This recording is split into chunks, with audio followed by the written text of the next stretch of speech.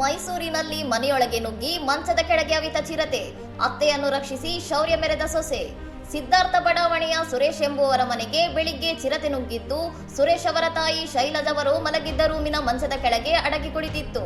ರೂಮಿಗೆ ಬಂದ ಸೊಸೆ ಸುಜಾತ್ ಅವರು ಚಿರತೆಯನ್ನು ಕಂಡ ತಕ್ಷಣ ಗಾಬರಿಯಾಗದೆ ಮಲಗಿದ್ದ ಅತ್ತೆಯನ್ನು ಸುರಕ್ಷಿತವಾಗಿ ಹೊರಗೆ ಕರೆತಂದು ಬಾಗಿಲು ಲಾಕ್ ಮಾಡುವ ಮೂಲಕ ಸಮಯ ಪ್ರಜ್ಞೆ ಮೆರೆದಿದ್ದಾರೆ. ಮಾಹಿತಿ ತಿಳಿದು ಸ್ಥಳಕ್ಕೆ ಧಾವಿಸಿದ ಅರಣ್ಯ ಇಲಾಖೆ ಸಿಬ್ಬಂದಿ ಮತ್ತು ಅರಿವಳಿಕೆ ತಜ್ಞರ ತಂಡವು ಸುಮಾರು 3 ಗಂಟೆಗಳ ಕಾಲ ಸುದೀರ್ಘ ಕಾರ್ಯಾಚರಣೆ ನಡೆಸಿತು.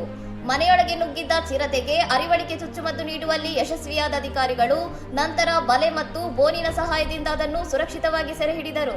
ಸೆರೆ ಸಿಕ್ಕ ಚಿರತೆಯು 4 ರಿಂದ 5 ವರ್ಷ ಪ್ರಾಯದ್ದಾಗಿದ್ದು, ಚಾಮುಂಡಿ ಬೆಟ್ಟದ ತಪ್ಪಲಿನಿಂದ ಆಹಾರ ಹುಡುಕುತ್ತಾ ಬಂದಿರಬಹುದು ಎಂದು ಅಂದಾಜಿಸಲಾಗಿದೆ. ಪ್ರಾಣಾಪಾಯದಿಂದ ಪಾರಾದ ಮನೆಯವರು ನಿಟ್ಟುಸಿರು ಬಿಟ್ಟಿದ್ದಾರೆ. ಇನ್ನಷ್ಟು ಸುದ್ದಿಗಳಿಗಾಗಿ ನೋಡ್ತಾ ಇರಿ ಸೌರಂ ಟಿವಿ.